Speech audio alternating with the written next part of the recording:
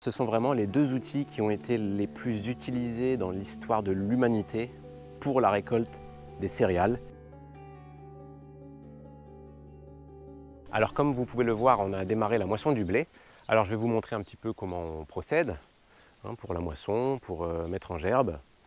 Donc là on n'est pas encore au battage, c'est un premier travail qui est de moissonner, donc de rassembler le blé en gerbe et ensuite on pourra l'emmener plus loin pour le stocker et le battre plus tard.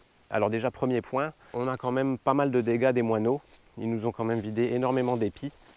Et en fait, c'est même pas en regardant les épis qu'on va s'en apercevoir, c'est simplement en regardant par terre. On voit toutes les balles, en fait, ça s'appelle des balles, ce sont les enveloppes là, ici, des grains, on voit même des grains, voilà, par terre, parce que quand le blé n'est pas encore mûr, les moineaux, ce qu'ils font, c'est qu'ils mangent l'intérieur des grains, c'est la partie la plus nutritive, et on retrouve tous leurs déchets par terre. Et quand on voit le nombre de balles en fait par terre et le nombre de grains qui ont été à moitié vidés, à moitié croqués, on se rend compte qu'ils ont mangé un gros pourcentage de la récolte. Je ne saurais pas le dire exactement, mais voilà, il faudra savoir déjà que les chiffres que je vous donnerai en fin de récolte et à la pesée devraient être normalement un petit peu plus élevés parce que là on a vraiment une forte pression de moineaux. Pour un petit champ comme ça, on avait des dizaines de moineaux en fait qui se sont goinfrés depuis 3 semaines, depuis une vidéo où je vous en parlais, tous les jours, tous les jours, tous les jours. Alors bon, cette année, j'ai pas trop eu le temps de m'en occuper, mais voilà, je me suis fait la promesse que l'année prochaine, du moineau, on en aura moins. Alors je pourrais pas expliquer comment, mais voilà, la magie fera que l'année prochaine, on aura quand même une moins forte pression du moineau. Et je vous ferai une vidéo sur le moineau. C'est pas un animal sauvage, le moineau, ça s'appelle un moineau domestique. Il n'existe que parce qu'il y a des humains. En tout cas, aujourd'hui, le moineau domestique n'existe et ne vit que grâce à nous. Donc c'est à nous de, voilà, de gérer le truc.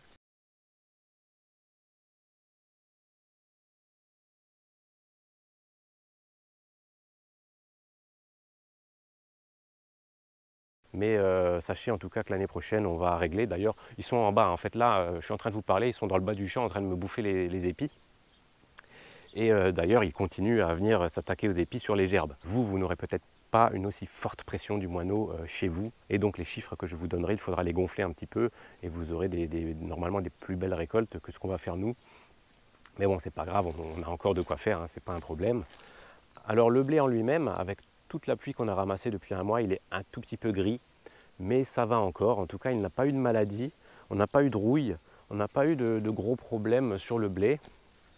Voilà, on voit là, voilà, on a des épis, on a des grains sympas, quoi, assez dodus. Il faut savoir une chose, c'est que lorsque vous faites la moisson manuellement, comme je vais vous la présenter, vous pouvez couper votre blé avant maturité. Aujourd'hui, un agriculteur qui va passer la moissonneuse-batteuse est obligé d'arriver dans le blé, dans le champ de blé, vraiment au bon stade, c'est-à-dire à un certain degré d'humidité du grain, parce qu'avec sa machine, il va à la fois moissonner, et en plus la machine va faire l'opération suivante qui est de battre. Et il va tout de suite avoir du grain nettoyé dans la benne. Et cette benne, il va aller la livrer à la coopérative. Et si son grain est trop humide, s'il n'est pas intervenu au bon stade, eh bien la coopérative va soit lui acheter son grain moins cher, soit lui faire payer entre guillemets une taxe, parce que la coopérative va devoir procéder à une opération de séchage.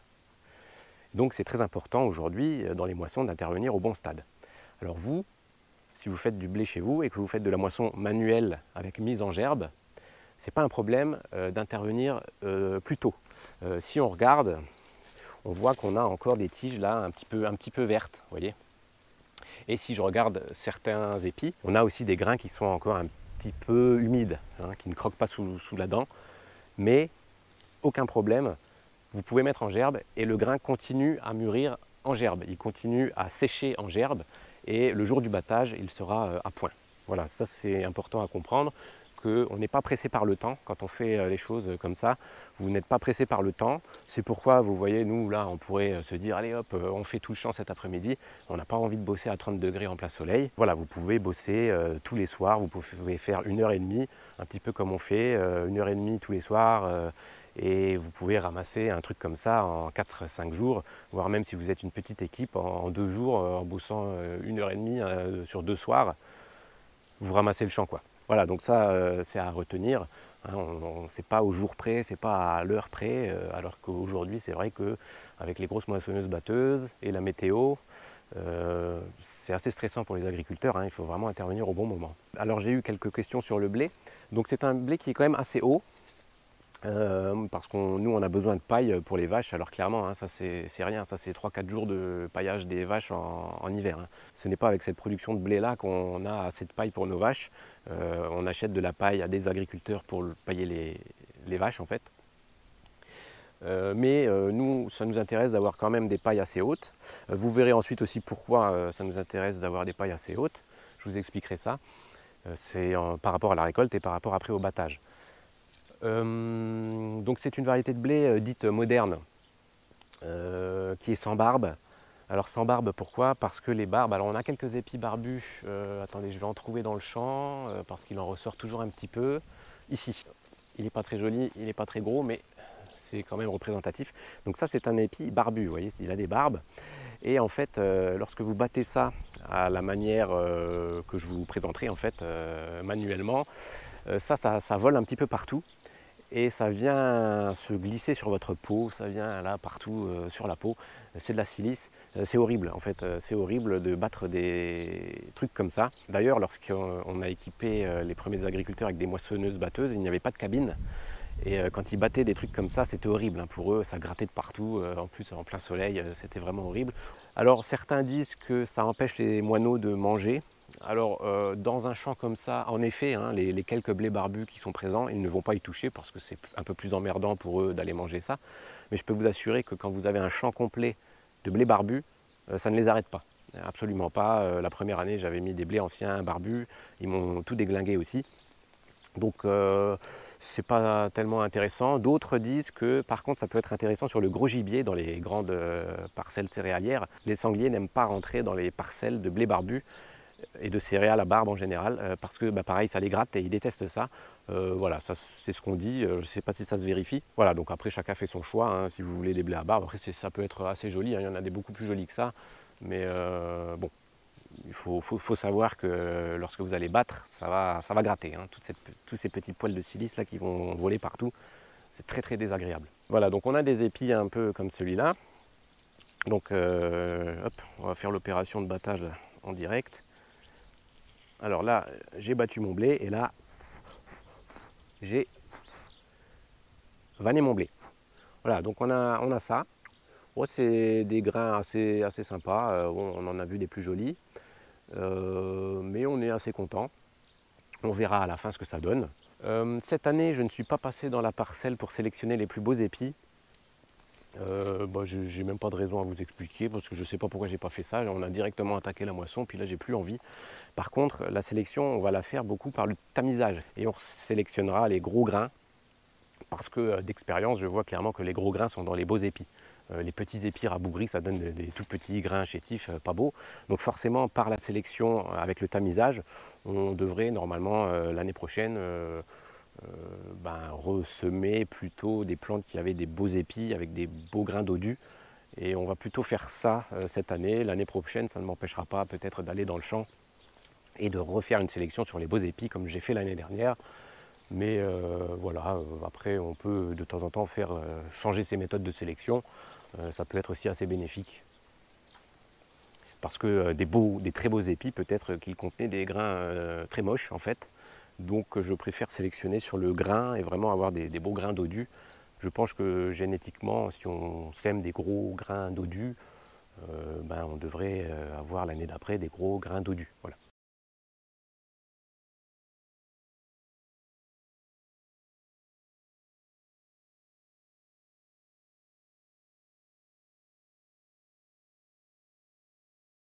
Alors c'est une variété de blé, je ne sais absolument pas son nom, je ne suis même pas sûr que ce soit une variété boulangère. Alors il faut savoir que nous, le blé, on l'utilise pour faire les levains. On l'utilise broyé intégralement, donc ça nous fait une espèce de farine T150. Et pour alimenter des levains, c'est vraiment excellent. La farine intégrale T150, c'est vraiment ce qu'il y a de mieux. Et peu importe qu'elle soit boulangère ou pas, le levain, lui, ce qu'on veut, c'est le nourrir. Après, pour faire notre pain, on achète des farines qui ont des qualités boulangères un petit peu meilleures pour faire des jolis pains. Mais sachez qu'en tout cas, cette variété-là, je ne sais vraiment pas ce que c'est. J'ai trouvé ça dans le champ du voisin. Un jour, je suis allé sélectionner une centaine d'épis. Et la première année, j'ai fait un carré de 5 mètres carrés. L'année d'après, j'ai fait 10 mètres carrés. Et cette année, voilà, j'en ai fait beaucoup plus.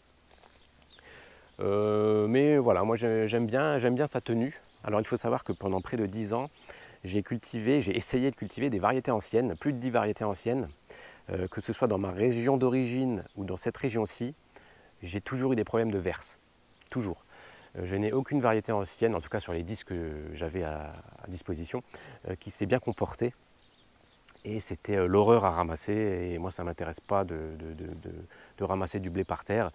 Moi ce qui m'intéresse c'est de moissonner des blés qui se tiennent. Voilà, après c'est un choix. Si vous connaissez des blés populations qui ne se cassent pas la gueule dans des terrains fertiles comme ici, hein, encore une fois, on fait pousser du maïs qui va continuer, hein, il va être à plus de 3 mètres, voire 4 mètres. Donc c'est une terre quand même qui est fertile.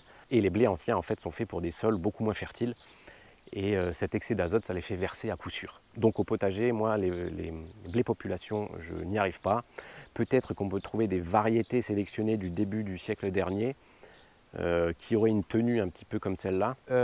Écoutez, je vais vous montrer un petit peu comment nous on fait la moisson, et après je vais vous montrer aussi les autres techniques possibles et peut-être l'évolution pour l'année prochaine.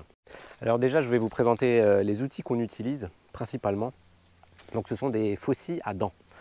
Donc je pense qu'on va les voir à la caméra, je vais me mettre derrière, voilà. Donc c'est une faucille avec des dents qui ont été marquées par le forgeron. Donc ça, ce sont des modèles anciens qui nous viennent de vide-grenier. Donc c'est un modèle là de 35 cm, donc c'est ici là c'est le développé qu'on a sur la faucille, et ici on a 45 cm. Je vais vous montrer du coup le mouvement. Donc ça, ce sont vraiment les deux outils qui ont été les plus utilisés dans l'histoire de l'humanité pour la récolte des céréales, et ces outils sont encore utilisés dans certaines régions du monde par des paysans. Alors là, j'ai pris le petit modèle de 35 cm et je vais vous montrer donc le travail pour des droitiers. Après, vous adapterez pour les gauchers. Donc, je tiens la faucille dans la main droite. Je me place un peu de 3/4 profil. Le blé est plutôt sur ma droite. Et ici, j'ai le champ libre.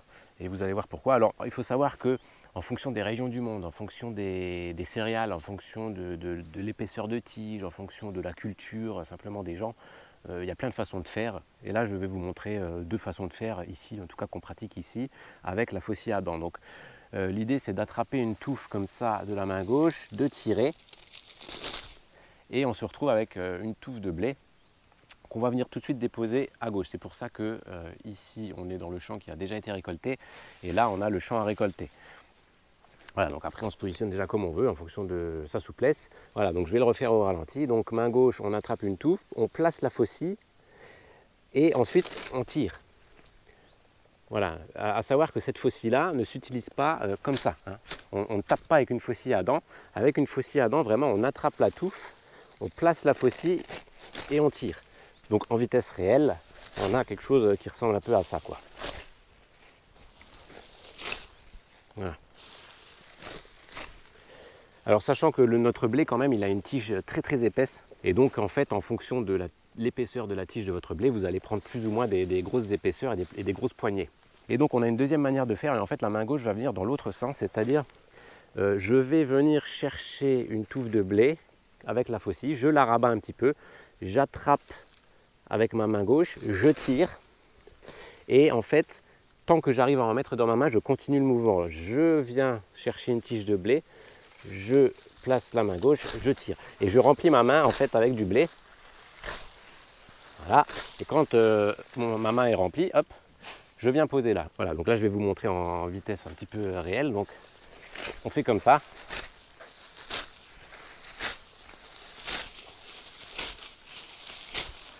Voilà. Hop. Alors l'idée c'est vraiment de venir couper le plus bas possible pour différentes raisons. Déjà, nous ce qui nous intéresse c'est de récolter la paille, puisqu'on va l'utiliser, nous on va l'utiliser pour les bêtes. Donc de toute façon, toute cette paille là, un jour elle va retourner au sol. Donc ça ne sert à rien d'en laisser des grosses quantités là maintenant au sol. Ça lui reviendra plus tard, mais d'abord on va l'utiliser en paillage pour les vaches. Donc on a besoin d'un maximum de paille. Ensuite, vous verrez pour le battage, j'ai besoin d'une longueur de paille assez grande parce qu'on va battre les gerbes à la main. Et plus la paille va être longue et plus je vais avoir un espèce d'effet bras de levier. Et donc ça va taper fort, mais vous comprendrez à la prochaine vidéo sur le battage. Et aussi une chose, vous voyez, en tout cas avec ma manière de travailler, si je laisse des chaumes un petit peu trop hautes, et ben en fait quand je travaille en short, là aujourd'hui j'ai un jean, mais d'habitude je travaille en short, c'est-à-dire que ça vient vous gratter les fesses hein, si les chaumes sont trop hautes. Donc c'est intéressant d'avoir des chaumes le plus bas possible. Voilà, donc ça c'est la petite astuce. Alors hier soir je suis venu travailler tout seul pendant 1 heure, justement pour pouvoir voir quelle surface j'abattais tout seul, enfin quelle surface une personne peut faire, donc avec cette technique-là. Alors moi ma technique principale c'est ça, hein, c'est celle que je vous ai montrée en deuxième. C'est celle où je fais la plus grosse gerbe, je trouve que c'est celle qui marche le mieux et que je viens placer hop, sur la gerbe. Et donc avec cette technique-là, j'arrive à faire environ en 1 heure 25 mètres carrés. Voilà. Mais 25 mètres carrés avec le liage, que je vais vous montrer là tout de suite. Donc c'est à peu près en tout cas ce que je fais. Alors sans être non plus acharné, hein. Voilà, je ne suis pas non plus une machine, je fais des petites pauses. Mais voilà, 25 mètres carrés pour une personne avec le liage. Avec une faucille à dents, je pense que ce chiffre-là est assez raisonnable à retenir hein, si vous avez des différents projets. Il y a des gens qui iront plus vite et il y a des gens qui iront moins vite, bien sûr. Mais c'est une moyenne, sans se tuer, encore une fois, on n'est pas en plein soleil. En plus, le soir, en général, je suis quand même fatigué. Donc, en travaillant avec un outil tranchant comme ça, près de la main, je ne suis pas un acharné. Hein, j'y vais tranquille, bah, comme je vous ai montré, quoi. Voilà, j'y vais comme ça, c'est pas non plus extraordinaire hein, en termes de rendement, mais voilà, ça se fait bien, ça se fait sur la durée. C'est surtout un travail d'endurance, hein, c'est pas un travail de force, la récolte, c'est de la patience et de l'endurance. Donc voilà, donc ça c'est notre manière de récolter le blé. Je vais vous en montrer une autre qui est intéressante et peut-être que je m'équiperai avec ce qu'on appelle un volant. Je vais vous montrer, c'est une grande faucille qui n'est pas dentée. J'ai quelque chose qui y ressemble, c'en est pas un, mais je vais vous montrer ça. Alors voilà, donc ça c'est une faucille à herbe, ou plutôt une faucille à broussailles, mais ça ressemble un petit peu à ce qu'on appelle un volant, qui normalement a une forme un petit peu plus longue, un petit peu plus courbée. Il faut que je m'en trouve un, que je m'en dégote un en vide-grenier. Et alors là, ça se travaille différemment, c'est-à-dire qu'on travaille plutôt en frappant, à la volée. Pas comme je vous ai montré, donc en plaçant la faucille contre la paille et en tirant avec les dents de la faucille. Là, on va vraiment utiliser l'inertie de l'outil. Alors l'idée, c'est avec la main gauche, on attrape une plus grosse gerbe encore, et avec la main droite et l'inertie de l'outil, on vient taper, quoi. Voilà. Par contre, là, ça se travaille avec le dos un petit peu courbé. Et justement, l'idée d'avoir un volant un petit peu plus grand, hein, enfin un vrai volant en fait pour récolter le blé, encore une fois, ça, c'en est pas un, et bien justement, ça permet d'être le dos un petit peu plus droit. On est toujours un petit peu penché, mais on peut avoir les lombaires droites, quoi. Et voilà, cet outil-là, il est un petit peu court, mais sachez qu'avec un vrai volant, le travail serait très efficace. Voilà. Et me ferait un petit peu moins mal au dos. Et c'est pourquoi, en fait, tant que je n'ai pas de volant, je préfère travailler avec la faucille à dents en étant accroupi et sans avoir mal au dos. Parce que ce que je vous montre là, ça fait quand même un peu mal, quoi. Enfin, si je devais faire tout le champ comme ça fait un peu mal. Alors certes, on travaille un petit peu plus vite, mais c'est un petit peu moins précis. J'arrive pas à aller chercher les chaumes aussi bas qu'avec ma faucille à dents, vous voyez. On est quand même plus haut. Voilà, donc c'est une histoire de compromis, voilà, faut savoir ce qu'on veut. Pourquoi pas utiliser ça? Ça reste un outil très simple. Ce que je trouve aussi intéressant avec la faucille à dents, c'est que vraiment, on arrive à faire de très jolies gerbes. Je vais vous montrer ça tout à l'heure. Elles sont vraiment toutes coupées à la même hauteur. Et lorsqu'on les dépose, on arrive vraiment à déposer chaque petite gerbe pour faire la grosse gerbe en fait, de blé. On arrive vraiment à bien positionner les choses et à avoir tous les talons en fait, tous les talons au même niveau, quoi. Ce qui fait qu'à la fin on a une grosse gerbe avec une base bien plate. Et pour nous ça c'est important parce qu'on n'utilise pas de machine pour la récolte, on n'utilise pas de batteuse, parce que dans une batteuse en fait vous pouvez balancer des gerbes de blé quasiment tête bêche qui ressemblent à rien. Et dans notre technique à nous, pour le battage des blés, on est obligé d'avoir finalement les épis à peu près toujours au même niveau. Donc pour avoir les épis à peu près toujours au même niveau, il faut avoir les talons toujours au même niveau. Voilà. Donc ça nous fait on a vraiment des jolies gerbes, je vous montrerai ça, ce qui fait qu'on a tous les épis qui sont situés là sur à peu près 30 cm. Alors je vais vous faire un petit teaser là sur le battage. En fait l'idée c'est qu'on prendra des gerbes qui auront tout le talon au même niveau et on va frapper en fait chaque gerbe et ça va faire exploser les têtes et le grain va sortir. Et donc c'est pourquoi nous on cherche à avoir des jolies gerbes, hein. On n'est pas là dans une batteuse à bourrer avec du blé comme ça vient. C'est vraiment un travail qui est assez pénible et si on a des gerbes en plus qui sont mal faites, avec des épis tête bêche, etc., c'est très compliqué. Donc voilà pourquoi on préfère travailler proprement en faisant des jolies gerbes. Et aussi pourquoi on ne travaille plus nous avec des variétés de blé qui se couchent et c'est très difficile de faire des jolies gerbes avec des champs de blé qui sont complètement versés. Alors que là, là c'est du régal, hein. Là c'est un plaisir, ça va très très vite et puis ça fait des belles gerbes. Donc lorsqu'on travaille, on dépose en plusieurs petites gerbes derrière nous, comme je vous ai montré. Donc toujours avec les talons à peu près au même niveau, vous voyez, c'est un travail qui est assez propre. Et ensuite, en général, donc on a encore l'outil en main, et ce qu'on va faire, c'est qu'on va faire des gerbes un petit peu plus grosses. Donc on utilise la faucille pour attraper les gerbes. Pareil, ici on aligne tous les talons.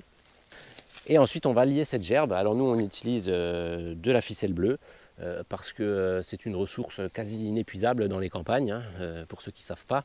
Il suffit de se pencher le long d'un talus et puis vous en sortirez quelques kilomètres. Donc on prend la gerbe, hop, et on fait ce qu'on appelle un espèce de nœud de meunier. Alors je ne sais pas si ça s'appelle comme ça, je vous mettrai le nom du nœud. C'est un nœud qui est utilisé pour fermer les sacs de farine et de grains, donc qui est auto-serrant, voilà. Vous voyez, c'est auto-serrant. Alors le problème quand même qu'on a, c'est que avec de la ficelle plastique, il a quand même tendance à glisser. Alors nous, rapidement, dans le mouvement, on termine par une boucle, hop, terminé. Et là, on peut taper dedans, ça ne se défera pas, quoi. Et l'idée, donc, c'est d'avoir des jolies gerbes. Et une jolie gerbe, eh ben, ça tient debout. Voilà, donc la mise en gerbe, elle est là pour pouvoir être transportée, hein, simplement. C'est qu'une question de transport. Et comme je vous ai expliqué, hein, le fait de laisser le blé là comme ça pendant encore, nous on nous annonce encore 5 jours de beau temps, on va laisser le blé comme ça en gerbe et il va continuer à mûrir, à sécher. Et on va pouvoir continuer de finir le champ. Et après on transportera ça au sec et on pourra battre ça quand on voudra au sec. Voilà, donc une fois que vous avez constitué un certain nombre de gerbes et puis que vous avez fini par exemple votre travail pour la journée, vous les mettez debout. C'est très important, hein, de ne pas laisser une gerbe au sol.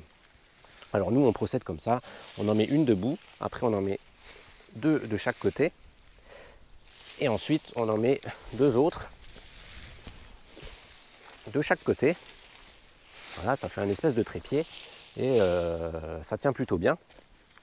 Et c'est très important en fait de mettre des gerbes debout parce que si jamais vous avez du mauvais temps qui arrive, donc de la pluie qui arrive, eh bien en fait l'eau va agir exactement comme si le blé était encore dans le champ, quoi.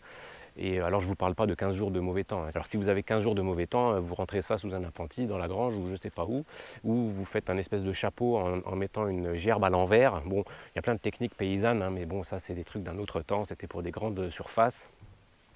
On ne va pas passer du temps là-dessus, mais sachez que c'est debout qu'il faut placer votre blé pour qu'il continue à sécher. Si vous le laissez par terre, il y a la moitié qui va pourrir, et puis les souris vont venir en plus beaucoup plus facilement la nuit là, le bouffer. Bon là ça n'empêchera pas les moineaux de continuer leur ravage, mais en tout cas c'est vraiment important de mettre les gerbes debout en attendant qu'elles soient ramassées pour être engrangées. Alors pour le liage, hein, il y a eu plein de techniques à travers le temps. À une époque même on prenait directement des petites gerbes de blé qu'on nouait pour faire directement un lien en fait autour de la gerbe. Après on a eu quand même le sisal qui est arrivé dans les campagnes. Et puis aujourd'hui on a donc la ficelle bleue et je plaisante à moitié hein, quand je dis que c'est une ressource quasi inépuisable. Vous creusez aux alentours des fermes en France, hein, sur les talus, vous avez de fortes chances de trouver de la ficelle bleue qui traînait comme ça au pied d'un arbre. Voilà, donc c'est à moitié pour plaisanter, hein, parce qu'ici lorsque je veux planter un arbre, en gros je retrouve des morceaux de ficelle, quoi. Voilà, mais nous, ça, c'est de la ficelle en fait de récupération qu'on a autour de la paille, des ballots de paille qu'on achète pour les vaches. et on les recoupe environ à, je sais pas, ça doit faire 2,50 m. Et du coup, on en a de quoi faire. Et puis ça se garde, hein, d'année en année, vous gardez ça. Quand on va défaire les gerbes après battage, ces morceaux de ficelle sont enroulés simplement. Elles sont mises dans un grenier, dans un carton, et chaque année on les ressort. Et de la ficelle bleue, l'avantage c'est que si vous ne la laissez pas traîner au soleil, elle va vous, en fait ça va vous faire une vie, quoi, hein, entière. Parce que je vous dis, quand j'en retrouve là, dans les talus, c'est des morceaux de ficelle qui ont, pour certaines, elles ont 40 ans en fait, hein. Elles sont 40 ans et elles sont intactes, parce qu'elles étaient enfouies dans le sol, elles n'ont pas vu les ultraviolets. Voilà, et quand bien même vous n'arrivez pas à en récupérer, ce qui serait vraiment bizarre de ne pas arriver à récupérer de la ficelle bleue dans les campagnes, ça se vend, et ça se vend par bobine de plusieurs kilomètres, hein. C'est quelques dizaines d'euros pour plusieurs kilomètres de ficelle, et vous en aurez pour toute votre vie, hein. Donc voilà, il y a des investissements comme ça peut être intéressant de les faire. Alors juste pour le plaisir, je vais vous parler un petit peu d'autres techniques qui ont été utilisées dans nos contrées pour la récolte des céréales, pour les moissons. Alors ça, c'est ce qu'on appelle une sape. Donc c'est une espèce de petite faux avec un manche très court. Et ça s'appelle la pique. Et ces deux outils sont indissociables, ils travaillent ensemble. Alors ça a été utilisé à une époque où vraiment il y avait des gens dans les campagnes, c'était des saisonniers, quoi, hein. Il y avait beaucoup de Belges par exemple qui descendaient dans les grandes plaines céréalières françaises, dans les grandes fermes, et donc ils venaient faire la moisson avec ces deux outils. Ils descendaient avec ces deux outils. En gros, ils descendaient, ils faisaient la moisson des orges, et après ils remontaient chez eux et ils faisaient la moisson des blés, quoi. Alors le problème, c'est que moi, c'est vraiment pour la collection, l'outil n'est pas affûté, et puis je ne sais pas l'utiliser, et l'angle en plus de l'outil n'est peut-être pas réglé pour moi. Donc je vais vous montrer un truc qui ressemblera à rien, mais c'est juste pour vous montrer un peu l'idée de comment on utilisait ces outils. Alors l'idée, c'est toujours d'aller plus vite, hein. L'homme a toujours voulu aller plus vite dans la moisson. Donc ça reproduit un petit peu le mouvement que je vous ai montré et qu'on pratique ici, mais avec des outils plus grands. Donc là, au lieu d'utiliser la main, on utilise la pique. Alors la pique, elle va venir agripper une gerbe comme ça. Et là, on va faire un peu comme avec le volant, on va utiliser l'inertie de l'outil. Hein, donc c'est-à-dire que les mecs, à l'époque, ils prenaient une gerbe de blé, là, comme ça, tac, avec la pique. Et ils arrivaient avec une certaine inertie, hein, c'est vraiment l'inertie qui travaille, genre comme ça. Le problème, c'est que comme je vous dis, j'y arrive pas du premier coup, mais j'imagine qu'à l'époque, c'était un coup et la gerbe était par terre. Et du coup, la gerbe se retrouvait dans la pique. Alors là, encore une fois, hein, ça ne coupe pas, donc c'est n'importe quoi ce que je vous montre, mais voilà, c'est l'idée. Et après, le gars, avec sa main gauche, il pouvait déplacer la gerbe. Encore une fois, je n'ai pas coupé, voilà. Il pouvait déplacer la gerbe, et il pouvait constituer une grosse gerbe sur sa gauche, et il continuait comme ça, et il faisait tout le champ de blé, et donc ça allait plus vite. Et ça a été beaucoup utilisé dans les campagnes, et ça a nourri tous nos ancêtres, hein. Et on avait en parallèle, on a eu d'autres techniques, et notamment la faux, donc la grande faux. Donc on avait un faucheur qui fauchait le blé vers l'extérieur du champ, donc il se plaçait comme ça, et il allait agripper le blé pour le placer sur la gauche. Et alors l'idée, c'était que la faux était équipée d'un espèce de râteau. Alors là, c'est un vestige, hein, c'est un vestige que j'ai gardé juste pour l'exemple. Là, normalement, on a le manche de la faux, ici, mais j'ai été obligé de le couper parce que, en fait, il était vermoulu. Donc ici, on avait la lame de la faux. Et en gros, le faucheur venait faucher le blé. Donc, et en même temps que ça fauche, eh bien, on avait le râteau qui rassemblait la gerbe. Et lorsque le faucheur finit son mouvement, hop, on a la gerbe, tac, qui est déposée sur le côté gauche. Alors ça, c'est plutôt pas mal comme solution. Et je vous mettrai en lien, en description de la vidéo, une vidéo d'un Anglais ou d'un Américain, enfin je ne sais plus, c'est pas important, mais qui a fait une petite adaptation sur une faux, comme j'en ai une, par exemple moi, avec un bout de bois et un bout de métal et deux bouts de ficelle et deux petits colliers de serrage. Il s'est fabriqué vraiment quelque chose qui a l'air de fonctionner à merveille. Et je pense que pour l'année prochaine, je vais essayer de faire ce système pour faucher à la faux, parce qu'on le voit travailler à un moment donné avec cet outil, et ça travaille vraiment très proprement.